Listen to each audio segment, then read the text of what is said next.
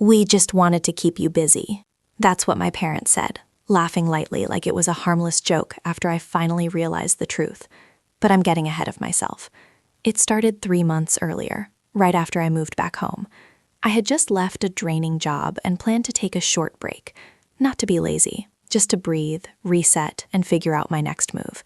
I had savings, I had plans, I had options. My parents hated that. The very first week, my mom slid a notebook across the dining table. "I made a list for you," she said sweetly. It was full, pages and pages. Errands, cleaning tasks, sorting old files, helping my dad organize paperwork that hadn't been touched in years, managing calls, fixing things that weren't broken.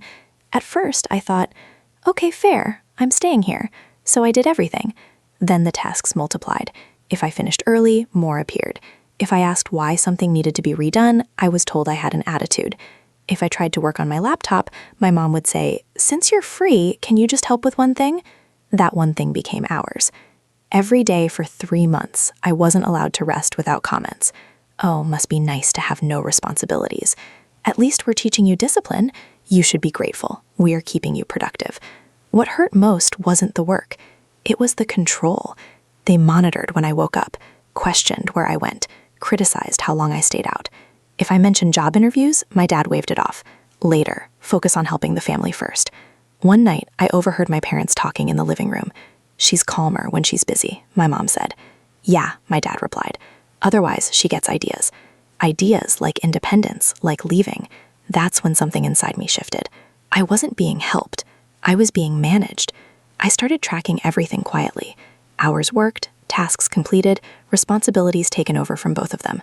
I realized I was basically running their household operations for free. Meanwhile, my savings were shrinking. I had no time for interviews, no energy left at the end of the day.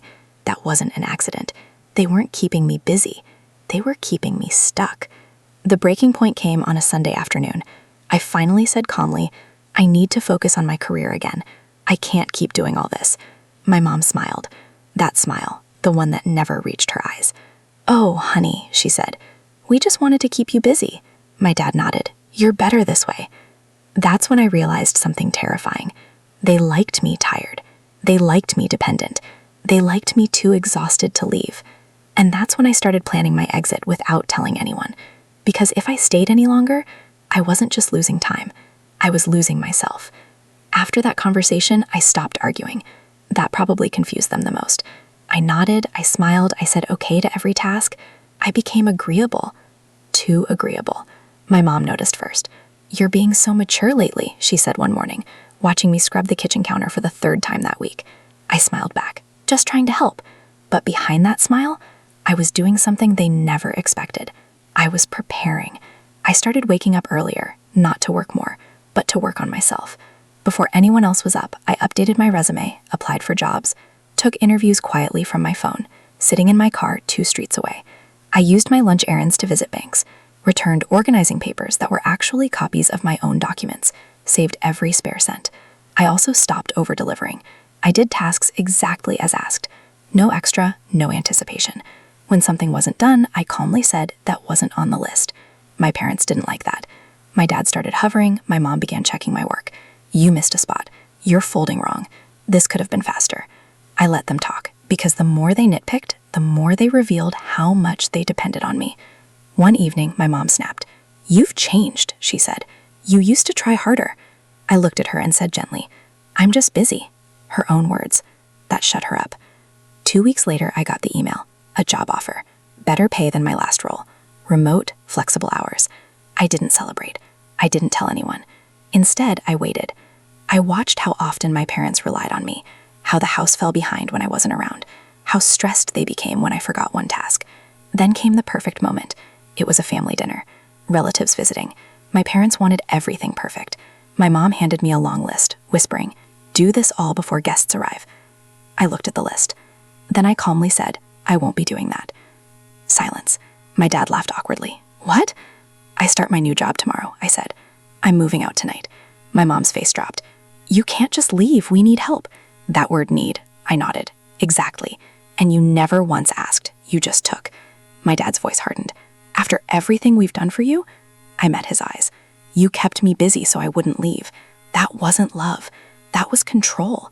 For the first time in 3 months, they had nothing to say. I packed quietly. No yelling, no drama. As I walked out, my mom said softly, "We just wanted you close." I turned back once. "Then you should have treated me like family, not free labor." I left that night, and for the first time in months, I slept peacefully, because being busy had nearly broken me. But choosing myself saved me. I thought leaving would end it. I was wrong. 3 days after I moved into my new place, my phone started buzzing. Missed calls, long texts, guilt wrapped in polite words. "We're struggling without you. Your mom isn't well. We didn't mean it that way." I didn't reply. Then came the surprise visit. I opened the door to find my parents standing there, bags under their eyes, voices softer than I'd ever heard. "We just want to talk," my mom said. So we did. They sat on my couch, looking around like strangers in my life. My dad spoke first. "The house feels empty," he admitted. "We didn't realize how much you did." I nodded. "You didn't want to realize." My mom started crying. "We thought if we kept you busy, you wouldn't leave us." I took a deep breath. "You kept me busy so I wouldn't grow." That hurt them, I could tell. They apologized, really apologized. Not excuses, no blame, just regret. But here's the thing, they didn't expect. I didn't rush back. "I forgive you," I said, "but I'm not coming home." Silence again. "I need space," I continued. "I need a life where I'm valued, not used." My dad nodded slowly. "We understand." And for the first time, I believed him. They left that day without asking me to return. Weeks passed. Our relationship changed. Boundaries replaced control. Respect replaced expectation. I was no longer the invisible worker. I was my own person. And the truth is, they didn't lose me when I left. They almost lost me when they tried to keep me busy, instead of letting me be free. Sometimes the bravest thing you can do is walk away quietly and choose yourself. I didn't go back, not because I was angry anymore, but because I had finally learned something important. Love that only exists when you're useful isn't love. Family that values your labor more than your dreams isn't protection.